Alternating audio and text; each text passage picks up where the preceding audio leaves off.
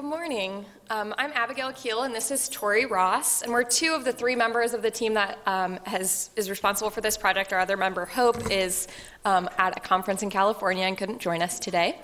But we are the creators of this project, Hearsay, Your Stories Told Here. And basically what Hearsay is a community storytelling initiative where we go to different public spaces and we ask people to tell us stories about a given theme that is connected to the place that we're at. And we thought we'd start today by just launching in and showing you all an example of a story. So this is a show where we rode the Como Gold Line bus and talked to people who were riding that bus with us and asked them to tell us stories about traveling. So we'll just hear the first bit of the show, which is a 4-minute show that airs on KBIA. Welcome to Hearsay, KBIA's community storytelling project. It's your stories, told here. I'm Hope Kirwan. Hearsay goes to community spaces like the library, the grocery store, the bus stop, the waiting room, and invites people like you to tell us their stories about family, learning, faith, loss, and growing up. Today it's your stories about travel, told to us on the Gold Line bus from Como Connect Public Transit. Desiree Long remembered a time when her cross-country train ride didn't go exactly as planned. This was when my mother was still alive and she lived in California, so I was going back on the Southwest Chief to visit her. And so we left Kansas City pretty much on time and everything was going really smoothly. And we got to La Junta where they have, the train stops a little bit and they, take out the trash and everything like that. And we waited and waited and waited for the train to start again. And then they told us, well, there had been a freight train derailed further down the tracks. So there was no way our train could get past it until it was moved. And we must have waited for 3 or 4 hours, and I guess at that point they realized the train was not going to get moved. So they rented some buses from Albuquerque, and they bussed us down to Albuquerque to catch the train that was going east, which then turned around and went west. Then after we left Albuquerque, someplace in the middle of the desert, the train hit a cow, so I got into Los Angeles about 8 hours late. Everybody at a certain point realized, well, there's nothing to do about it, so we might as well take it with good grace. So there are a couple other stories in that episode, but we thought we'd just give you a little taste of what those are. Sorry. All right, so why Hearsay? What is Hearsay all about? Basically, our project is kind of tackling an issue that is probably one of the most important issues in the public radio world right now, which is diversity. So this is a screenshot of an essay that a man wrote back in January about being an African-American man and being involved in public radio, feeling like he didn't exactly know where his voice fit in. And this essay went kind of viral on social media and really started stirring up discussions of how do we get diverse voices on the radio, diverse listeners to the radio, not only in sources, but also in journalists, just making sure that this community is really representative of the entire American community. So that's where Hearsay kind of comes in tackling this problem. We go out to these public spaces that we choose specifically because we know there'll be all kinds of people there. So places like the public library, the farmers market, Stevens Lake Park, the bus. And our goal is to talk to people who maybe haven't ever been interviewed on the radio before. And then we put their stories in their own words online for people to hear, kind of without that journalist interjecting or sort of framing the story. And we also, and at the same time, as we're interacting with these people, we're introducing them to KBIA, which is a public radio station that anyone has access to, and with the hopes that maybe these people will go online, find their story, and while they're there, maybe listen to other people's stories. So we're not only bringing diverse voices to KBIA, but we're also hopefully bringing some new diverse listeners. So like I said before, Hearsay is a weekly on-air show. It's about 4 minutes long, so we usually can fit about 3 people's stories into the show. And it airs twice a week. But we also have an interactive map, which I'll show you in just a second, where everyone's stories are stored. And then we are a podcast on iTunes, which every episode is digested into that iTunes track, so you can find all the episodes there. But when you go to Hearsay's page on KBIA's website, it lands you here, which is a main topic page, where you can see our map, which we'll look at in just a second. And then you can also see each show that's been posted and photos along with that. But our app, I'll launch into its full screen. So each location is marked with this purple dot, and when you click on a dot, the photos of the people who told us stories pop up. And as you click on a photo, you see that person's individual story with a SoundCloud embed, so you can listen to their story, or you can read here a transcript of that story. You can go back and see all the locations, or you can browse a list of locations on the side that pops up. So we could click on Midway Truck Stop and Travel Plaza, and then here you could see all the people who told us stories there. There's also a little pull quote to get you interested in people's stories.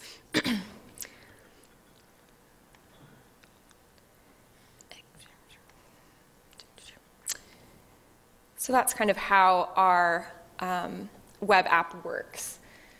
And we were looking around when we knew that this map was going to be an important part of Hearsay's project. Our logo is a map, it's location-based, so we definitely knew we wanted to have a map, and we kind of looked around at some of the existing tools online that help you create apps, that are map-based, but nothing out there really gave us exactly what we were looking for, which is specifically that kind of like spidering effect where you can put multiple markers in the same location and then connect information to it.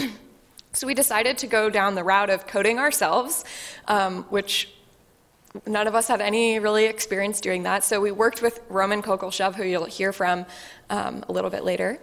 But he helped us learn how to code, basically, and then we wrote our own app. So some of the tools we used were leaflet.js, which is the mapping kind of software that you see there, and we used some of their stock tiles for the actual map, picture. And then we also use this really cool feature where we basically connect our app to Google Drive. So all of the information that is on our map is populated from a Google spreadsheet, which is very important for this project because we knew we were going to be passing it on to other people at KBIA after we graduate. And we wanted to make sure that those people could continuously be posting to this map, but not necessarily need to know how to code. And then we also used SoundCloud to host all of that audio, and just SoundCloud has a really easy embed kind of situation that we can post into our Google Drive. So like I said, the most important part of us doing this project was to make sure that no coding would be necessary to add content. Also because every week we're adding new content to this map. It's not just something we publish once. We're sort of publishing every week, so we wanted it to be easy to continue to update. This is a picture of the Google spreadsheet that we use to post stories. So it has everyone's name, a link to their photo, then we list the place, and we put the transcript of their story, the SoundCloud embed code, and all of that. So it's really simple to add new stories to our map. I'll toss it off to Torie here. Yeah. Okay. So Hearsay is available on social media, on Twitter and Instagram at HearsayKBIA. We decided to use our own social media as opposed to populating our content through KBIA's existing social media for several reasons. The first was that we wanted to be in complete control of the voice, the timing, and the frequency of our social media. And secondly, so that we could track our analytics a little bit easier and it wasn't getting mixed up with KBIA's analytics. So on Twitter, we have 62 followers, 25 tweets. Something we've noticed is that we don't have any traffic coming to our website when we link to our website in our tweets, which is something that we need to work on. But we are getting occasional retweets, mostly from the MU Convergence program and other J-School professors. So it's definitely something that we've learned. Building a social media following from the ground up in a matter of weeks is not the easiest thing to do, but it's definitely something that we're going to continue working on. Our Instagram, around the same thing, 61 followers, 15 posts, 4 to 6 likes on average, but our top post, which was this picture of Memorial Union got 13 likes, so people love Memorial Union.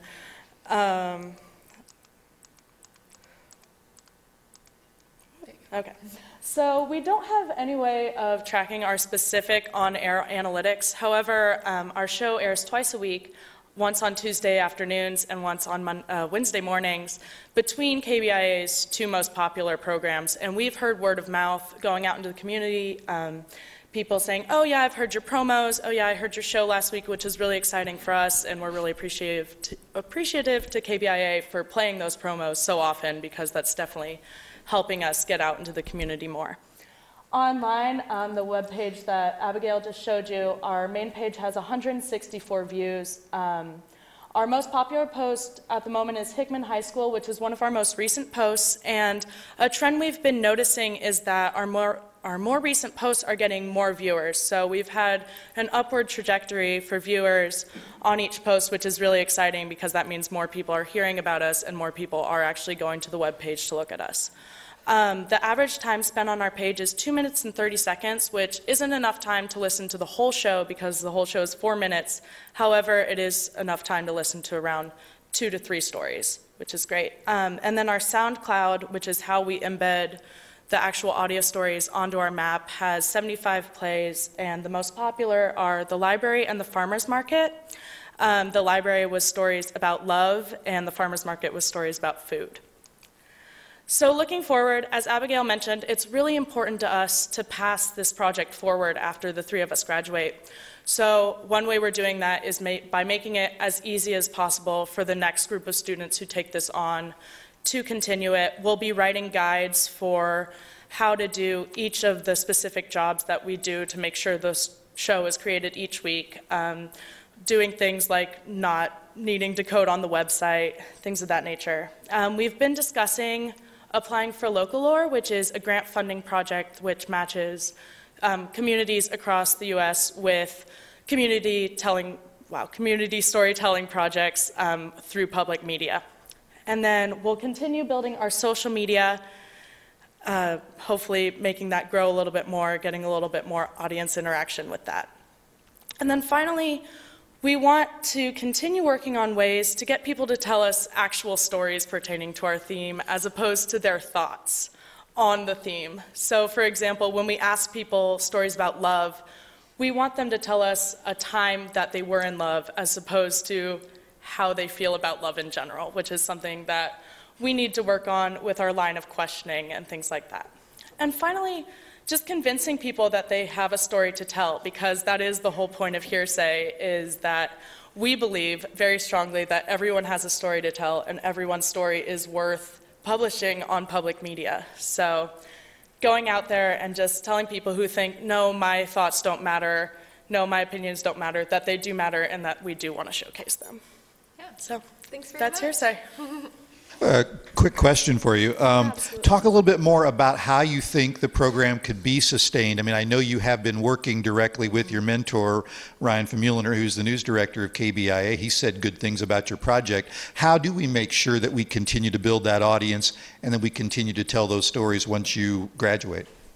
Yeah, I think one, we're both in the convergence program or in the convergence capstone class, and I think that convergence students are particularly well suited to work on a project like this because it's got that web interaction.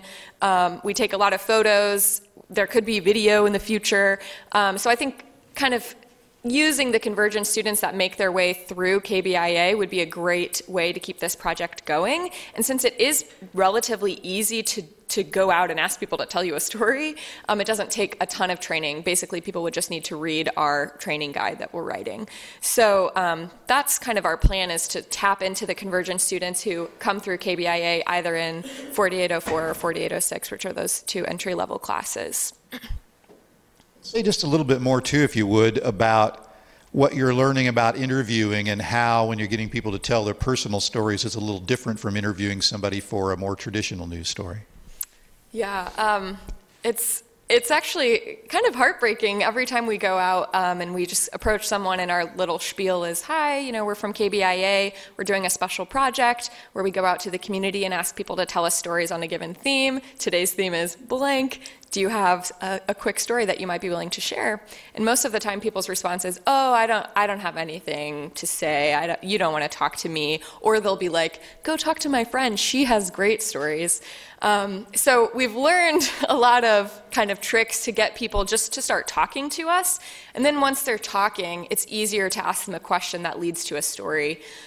So the real key is just to keep that person's attention, ask them a question like, oh, well, you know, what was your first job? If the stories we're looking for might be about working, like, what was your first job or what was your best job? And then people start being like, oh, well, actually, you know, one time I did this. And then they'll finally start to kind of share an actual story. But a great example of that was we were out at Midway asking people about working, and we approached this older gentleman, and he was like, oh, no, I don't really have a story. We later found out that he used to be the mayor of his town, and apparently that didn't click with him, that was a worthy story to tell, that, you know, this one time I was mayor of this small town. So, you know, it's just sort of digging into people's personal lives after we've met them for about a second.